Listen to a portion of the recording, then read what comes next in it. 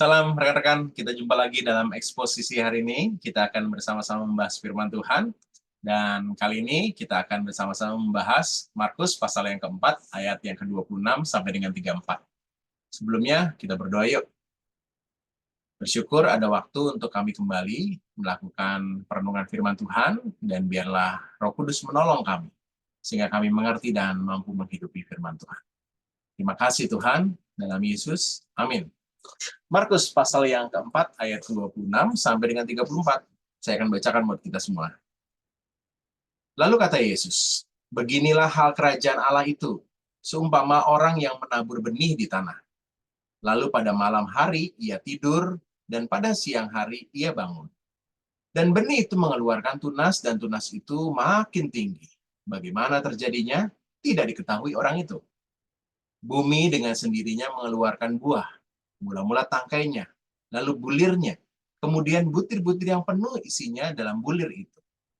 Apabila buah itu sudah cukup masak, orang itu segera menyapit, sebab musim menuai sudah tiba. Dengan apa hendak kita membandingkan kerajaan Allah itu? Atau dengan perumpamaan manakah hendaknya kita menggambarkannya? Hal kerajaan itu seumpama biji sesawi yang ditaburkan di tanah. Memang biji itu yang paling kecil daripada segala jenis benih yang ada di bumi. Tetapi apabila ia ditaburkan, ia tumbuh dan menjadi lebih besar daripada segala sayuran yang lain, dan mengeluarkan cabang-cabang yang besar sehingga burung-burung di udara dapat bersarang dalam naungannya. Dalam banyak perumpamaan yang semacam itu, ia memberitakan firman kepada mereka sesuai dengan pengertian mereka. Dan tanpa perumpamaan ia tidak berkata-kata kepada mereka. Tetapi kepada murid-muridnya, ia menguraikan segala sesuatu secara tersendiri. Demikianlah firman Tuhan yang berbagi setiap kita yang membaca dan yang memelihara firman Tuhan. Tema renungan eksposisi firman Tuhan kali ini adalah kesetiaan bertumbuh setiap hari. Bacaan leksionari mingguan yang kita baca di kali ini adalah Markus 4 ayat 26 sampai dengan 34, tapi juga ada beberapa kitab Perjanjian Lama dari Yeskiel 17 dan Mazmur 92. Kalau teman-teman suka naik gunung, dan salah satu gunung tertinggi di Jawa itu adalah Semeru. Dan kalau menuju Semeru, maka kita akan sampai di satu tempat namanya Ororombo. Ini bukit di atas dari Ranukumbolo. Dan di sana ada Verbena brasiliensis, bunga ungu yang cantik sekali terlihatnya. Sesungguhnya bunga ini adalah bunga yang bukan asli dari kawasan Bromo Tengger Semeru, ya. Entah dari mana asal mulanya ia ada di sana, tapi yang pasti bunga ini dari namanya brasiliensis, ya, dari Amerika Latin, dan dia ada di sana karena mungkin ada sesuatu yang membawanya ke sana. Bunga ini begitu ekspansif, ya. Dia begitu cepat berkembang, dan dia berkembang dari benihnya yang ada di bunganya itu, yang suka menempel di manusia yang lewat di sana atau hewan yang lewat, dan dia terbawa kemana-mana, dan akhirnya Ororombo yang begitu luas itu semuanya dipenuhi dengan bunga verbena ini. Tumbuhnya nggak disadari, tapi begitu masifnya. Nah, saudara-saudara, hari ini kita mau merenungkan firman Tuhan, pertumbuhan dari benih kerajaan Allah yang nggak disadari tetapi begitu masifnya juga. Dan Markus pasal yang keempat ayat 26 sampai dengan 34 menjadi bahan firman Tuhan yang kita akan eksposisi pada saat ini. Yuk, kita buka Alkitab kita kembali, Markus 4 ayat 26 sampai dengan 34. Di teks kita disebutkan dengan jelas bahwa perumpamaan yang Tuhan Yesus sampaikan adalah tentang kerajaan Allah. Ini tips untuk kita membaca firman Tuhan di Injil-Injil. Biasanya kalau ada perumpamaan-perumpamaan, langsung tuh ya, penjelasannya itu di depan atau di belakang. Jadi kalau kali ini di depan, yaitu kerajaan Allah. Ada beberapa yang di belakang, atau bahkan setelah beberapa perumpamaan baru dijelaskan apa maksud perumpamaan itu. Nah, kali ini saya menolong kita karena perumpamaan ini jelas sekali tentang kerajaan Allah. Sehingga kita akan melihat, membayangkan apa yang menjadi perumpamaan ini adalah tentang kerajaan Allah. Jadi jangan yang lain. Dan kali ini Tuhan Yesus mengangkat kembali tentang benih. Ya, jadi Tuhan Yesus selalu mengajarkan perumpamaan dengan hal-hal yang ada akrab dengan para pendengarnya, dan itu memudahkan mereka menangkap apa yang diajarkan oleh Tuhan Yesus. Tuhan Yesus menggunakan perumpamaan untuk membuat pendengarnya menangkap, bukan sebaliknya. Ya. Nah, dalam bagian ini berbeda dengan mungkin kalau kita ingat dengan kisah tentang benih yang jatuh di tempat jenis tanah. Kali ini itu tentang benihnya sendiri, yaitu kerajaan Allah sendiri. Ya. Jadi disebutkan benih itu mengeluarkan tunas dan tunas itu makin tinggi. Jadi benih kerajaan Allah ditunjukkan bahwa sesungguhnya ketika ia sudah ditaburkan, ia akan pasti bertumbuh. Kerajaan Allah itu pasti bertumbuh, ya. Dan itu disebutkan di ayat 27, bagaimana terjadi nggak diketahui oleh orang yang menabur itu. Jadi pasti bertumbuh, dan teks kita mengatakan di ayat yang ke-28 bahwa pertumbuhannya itu terjadi secara otomatis. Kata yang dipakai dengan sendirinya dalam bahasa Yunani itu atau automate, yang menunjukkan otomisasi dari proses pertumbuhannya. Kalau saat ini kita mungkin ada keilmuan tentang perbenihan begitu ya. Tapi dalam teks kita ini menegaskan bahwa sesungguhnya benih itu sendiri yang di luar dari kuasa dari manusia penaburnya, karena bumi dengan segala unsur hara yang ada di dalamnya dengan benih itu sendiri yang akan bekerja dan membuat ia bertumbuh secara otomatis. Jadi pertumbuhan yang nggak bisa dipengaruhi oleh apapun, mungkin ada kuasa-kuasa yang lain, manusia dan alam, tapi ia akan bertumbuh, kira-kira begitu ya. Dan sang penabur benih itu dia akan segera bekerja ketika nanti musim menuainya tiba. Jadi pertumbuhan itu terus bergerak dari benih sampai dengan akhirnya musim menuai tiba. Benih itu secara otomatis pasti bertumbuh. Nah, jadi ini hal yang paling pertama, bahwa taburan dari benih kerajaan Allah pasti bertumbuh, bagaimanapun itu. Tuhan mau menegaskan soal itu. Dan teks kita mengatakan, saya mau ajak Bapak dan Ibu untuk mengamati ayat 27 ya. Sang penabur benih ini disebutkan pada malam hari ia tidur dan pada siang hari ia bangun. Ketika benih itu bertumbuh, dia nggak tahu. Bahkan dia disebutkan tidur. Kata tidur menunjukkan bahwa begitu percayanya sang penabur benih ini bahwa benih itu pasti bertumbuh. Jadi ini kayak seorang penabur yang ya udahlah, setelah nabur selesai dia yakin pasti itu bertumbuh. Jadi ini percaya yang betul-betul luar biasa. Seorang penabur yang tidak percaya, maka dia akan bekerja ya untuk membuat seluruh tempat di mana benih itu berada menjadi tempat yang baik dan lainnya. Tapi benih yang ia tabur oleh si penabur benih ini sungguh-sungguh dia percaya pasti bertumbuh. Sebenarnya dalam teks ini mau menegaskan bahwa Tuhan mau menggambarkan bahwa benih itu pasti bertumbuh, maka setiap orang penabur benih harus punya kepercayaan, keyakinan bahwa ia bertumbuh. Disebutkan juga bahwa dia tidak hanya tidur pada malam hari, tapi siang hari ia bangun. Jadi ada ruang di mana dia bekerja kembali menabur. Jadi penting akan kesetiaan seorang penabur untuk mengambil bagiannya dalam sebuah keyakinan bahwa benih itu pasti bertumbuh. Jadi Bapak dan Ibu, saudara-saudara yang terkasih, kalau kita adalah para penabur, maka keyakinan ini penting. Kesetiaan untuk menabur penting. Dan yakin bahwa itu pasti bertumbuh. Gimana pun nanti situasi, tapi benih itu pasti bertumbuh. Saya sering kali berbagi soal Yes is Indonesia, dan saya mau berbagi lagi soal itu satu lagi ya. Kisah di akun ini. Ini kisah tentang Henry ya. Beda lagi nih.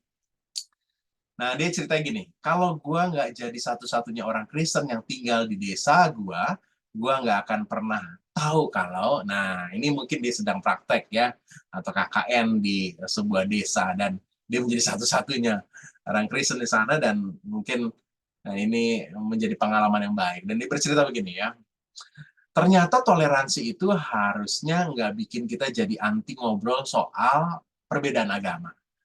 Nah, jadi justru kita bikin bisa dengan bebas, ya, dengan bebas untuk masing-masing mengutarakan pandangan agamanya tanpa ada yang ngamuk. Dan waktu gue datang ke beberapa undangan kecil di desa, gue sering dapat pertanyaan tentang dasar iman Kristen, tata cara ibadah, alat tunggal, puasa, dan lain-lainnya. Dan terus, pas gue jawab dan saling share pandangan agama yang ada yang merespon gini ya, oh gitu ya, selama ini saya salah paham dong soal kekristenan.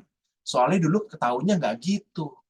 Wah, ternyata banyak loh guys yang salah paham sama iman Kristen karena informasi yang keliru dari orang yang bahkan bukan Kristen. Dari situ gue belajar meluruskan kesalahpahaman orang lain tentang kekristenan adalah tanggung jawab gue sebagai orang Kristen. Soalnya kalau bukan orang Kristen sendiri yang jelasin, siapa lagi?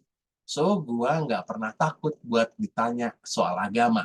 Dan puji Tuhan banget, setelah sering diskusi dan share pandangan agama ke tetangga gua, kemarin ada suami istri yang belum kenal Yesus datang ibadah ke gereja dekat desa. Nggak expect sih gua, padahal gua nggak pernah ajak orang lain login ke Kristen. Gue cuma cerita aja tentang Yesus ke mereka, jadi gue percaya Roh Kudus bekerja dalam hati mereka lewat kata-kata gue. Wow, yes sih, Indonesia lagi nih. Saya diberkati lagi nih ya. Dan ini menegaskan soal apa yang dikatakan Rasul Paulus sebenarnya dalam beberapa Injilnya tentang bagaimana para orang-orang pengikut Yesus itu dipanggil untuk sungguh-sungguh menjadi para penabur benih.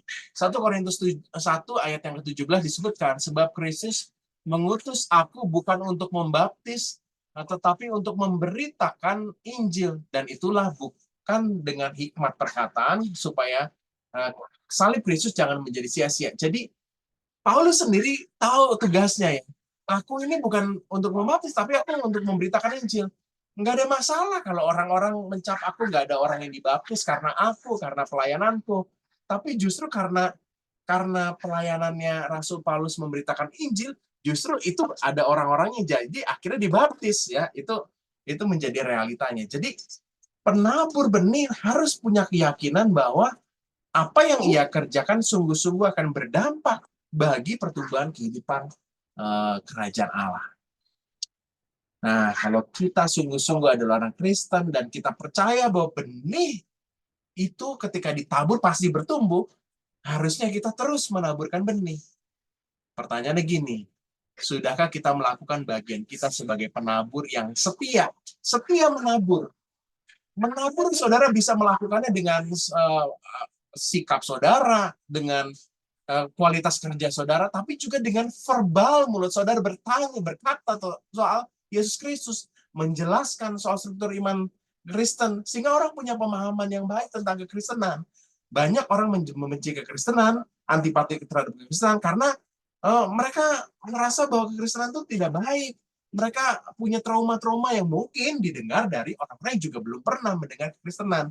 Jadi penting kita menjadi penabur, penabur yang percaya bahwa benih kerajaan Allah itu pasti bertumbuh.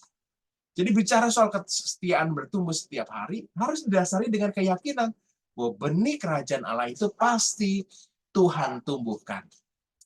Nah, dalam perumpamaan yang kita baca ini, Tuhan lalu untuk memperkuat dari pengajaran soal benih yang pasti bertumbuh, dia mengambil satu hal lainnya, yaitu benih itu yang dia umpamakan adalah biji sesawi. Ya. Nah, kerajaan Allah yang diumpamakan oleh Tuhan Yesus dengan biji sesawi ini yang ditaburkan di tanah, sesungguhnya membuat banyak orang Ibrani yang pada saat itu mungkin mendengar, mereka lalu bertanya-tanya, ingat dengan sesuatu, yaitu dengan apa yang dikatakan dalam Perjanjian Lama, Yehezkiel pasal yang ke-17.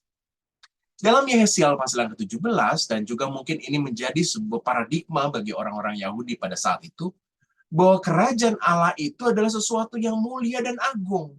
Karena dalam banyak nubuatan perjanjian lama disebutkan soal keagungan itu. Misalnya dalam Yesaya 17 ayat 22 ya. Beginilah firman Allah, aku sendiri akan mengambil sebuah carang dari puncak pohon aras yang tinggi. Jadi Israel dibayangkan sebagai carang dari sebuah pohon pokok yang begitu agung, yaitu pohon aras. Pohon aras ini pohon yang sangat-sangat populer karena kayunya sangat diminati dan pohonnya memang agung, besar, tinggi ya. Dan bukan hanya besar dan tinggi, tapi juga nanti akan menjadi satu hal yang carangnya itu menjadi bagian dari umat Allah yang nantinya diumpamakan carang itu akan ditempatkan di sebuah tempat yang tinggi juga, di atas gunung yang menjulang tinggi. Jadi dari pohon aras yang agung, di tempat yang agung juga. Kerajaan Allah seperti itu dalam benak orang-orang Yahudi. Menariknya, Tuhan Yesus selalu mengandaikan kerajaan Allah itu bukan dengan hal-hal yang agung, justru dengan biji sesawi, dengan sesuatu yang kecil, sesuatu yang mungkin tidak ada harganya, ya. Tapi tetap ia bertumbuh, dan bahkan dalam teks kita disebutkan, ia bertumbuh dan menjadi besar. Menjadi besar bahkan sehingga burung-burung di udara dapat bersarang dalam naungannya. Ketika Tuhan Yesus ngomong sehingga burung-burung di udara dapat bersarang di dalam naungannya, orang-orang Yahudi yang mendengar langsung kembali mengingat apa yang menjadi berita dari Yeskiel tentang pohon aras, carang pohon aras yang ditanam itu. Yaitu bahwa pohon itu akan bertumbuh dan segala macam burung yang berbulu, bersayap tinggal di bawahnya. Mereka bernaung di bawah cabang-cabangnya. Jadi jelas banget bagi orang-orang Yahudi pada saat itu mengingat apa yang Tuhan Yesus sampaikan ini adalah soal kerajaan Allah yang sama. Kira-kira begitu.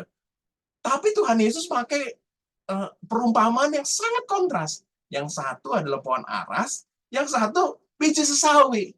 Itu kayak ngebayangin begini. Orang-orang bertahun-tahun mendengar bahwa kerajaan Allah itu seperti pohon jati, lalu Tuhan Yesus ambil kol gepeng. Bandingannya pohon jati dengan kol gepeng, ya itu sesuatu yang kontras sekali. Tapi Tuhan Yesus mau menekankan satu hal penting, ya. Bapak dan Ibu saudara-saudari, pohon biji sesawi itu kecil, ya, seperti ini, ya. Dan tanamannya itu ketika dia bertumbuh, dia seperti ini, kecil sekali, ya, gitu. Tapi kalau dia disebar, saudara, ini menjadi kegelisahan bagi para petani. Kenapa? Karena nggak bisa dicegah penyebarannya. Ini seperti cerita di awal saya soal verbena di Orombos Meru. Jadi begitu banyak sehingga ini perkembangannya begitu luar biasa, nggak bisa dibendung. Bahkan di sana burung-burung lalu bernaung. Ini gambar ini memperlihatkan ya bahwa situasinya begitu nggak bisa dibendung pertumbuhan kerajaan Allah itu luar biasa. Kecil, tapi dia bertumbuh dan nggak bisa dibendung. Dia terus berkembang. Bapak dan Ibu, buat saudara yang pernah sorong, mendarat di bandara itu namanya DEO. DEO ini singkatan dari Domine Edward Osok. Domine Edward Osok ini seorang dari suku Moy yang sebenarnya latar pendidikannya biasa saja, nggak punya latar pendidikan tinggi, ya. Dia orang suku di sana. Tapi Tuhan pakai dia. Dia dipakai Tuhan untuk menjadi seorang pendeta yang menyebarkan kekristenan di sekitaran Papua Barat, Papua Barat Daya sekarang namanya. Dan dia menjadi seorang penginjil yang luar biasa, menginspirasi banyak orang, dan taburan Injilan itu nggak bisa berhenti. Begitu banyak orang menjadi percaya. Suku Moy sendiri lalu menjadi percaya kepada Kristus. Dan ini benarlah apa yang dikatakan Rasul Paulus dalam 1 Korintus 1 ayat 27 sampai dengan 29. Apa yang bodoh bagi dunia, apa yang lemah bagi dunia, apa yang tidak terpandang dan hina bagi dunia, justru Tuhan pakai itu. Tuhan bisa pakai luar biasa pada banyak orang. Saudara, tetaplah terus menabur. Karena kita nggak tahu benih itu jatuh di seorang yang mungkin sederhana. Dalam pertumbuhan kerajaan Allah, mungkin kita nggak melihat sebuah perubahan-perubahan spektakuler. Memang ada orang yang mengalami itu. Tapi kalau saudara adalah orang yang tidak mengalami hal yang spektakuler, mungkin hidup saudara biasa saja setelah mengikut Tuhan. Dan saudara, bisnis saudara juga begitu saja setelah mengikut Tuhan. Saudara mungkin juga nggak lalu mendapatkan jabatan-jabatan tinggi ketika mengikut Tuhan. Tapi benih itu tumbuh, memberikan saudara keyakinan bahwa Tuhan terus memberikan kesetiaannya pada saudara. Walaupun saudara nggak pernah mengalami pertumbuhan bisnis signifikan, tapi saudara punya kemampuan bersyukur. Dan itulah benih yang tumbuh terus. Apa yang mungkin dipandang hina, tapi saudara punya rasa syukur bahagia yang berbeda. Sebelumnya saudara mencari terus uang, uang, dan saudara mencari ketenaran, tapi saudara menjadi lebih menerima diri apa adanya. Saudara, bukankah itu benih yang tumbuh? Nggak bisa dibendung, saudara. Nggak bisa dibendung. Terus ada pada saudara dan saya. Jadi benih kerajaan Allah nggak selalu sesuatu yang spektakuler. Sesuatu yang, wow, mengagumkan. Tapi biji sesami. Yang utama adalah pertumbuhannya yang nggak bisa dibendung. Kalau kita yakin itu nggak bisa dibendung, maka Tuhan terus bekerja untuk mendorong para penabur benih untuk menaburkannya. Dan kita yakin bahwa setiap taburan benih kerajaan Allah memang mungkin nggak terpandang, tapi ia akan terus berkembang dan terus menopang banyak kehidupan orang-orang di sekitar kita. Saudara, bagaimana kita bisa menjadi penabur yang setia? Karena kita tahu bahwa benih itu akan bertumbuh setiap hari. Lihat ya, ayat yang berikutnya. Saudara, ada sebuah keterangan penutup dari bagian ini tentang perumpamaan yang dipakai Tuhan Yesus. Dalam banyak perumpamaan yang semacam itu, Tuhan Yesus memberitakan firman sesuai dengan pengertian mereka.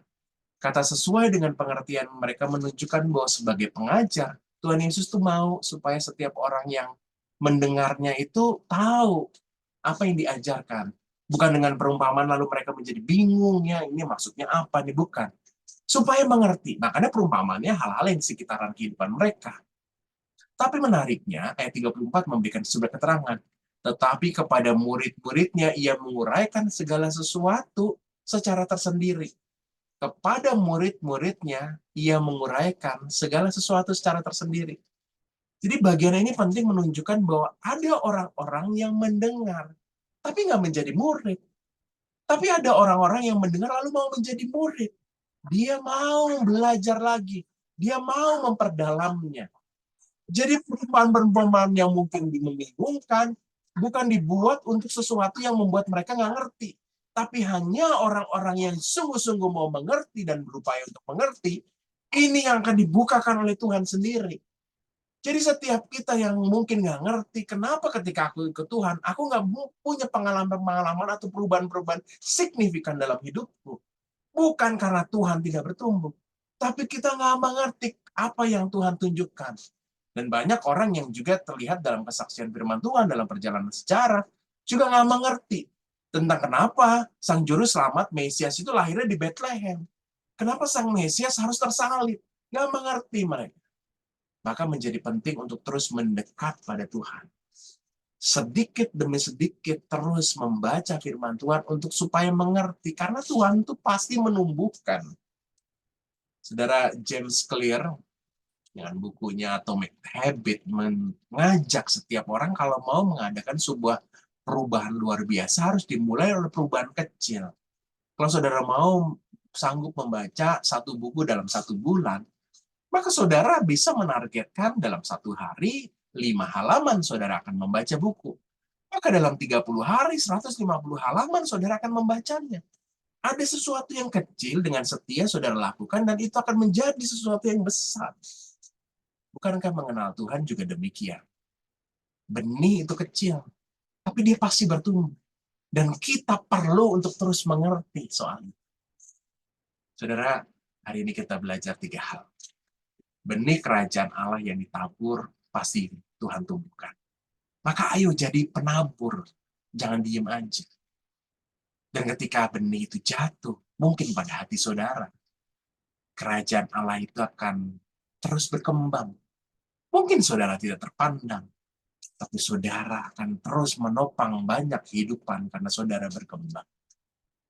Dan Tuhan pasti beri pengertian pada setiap saudara yang ingin mengerti.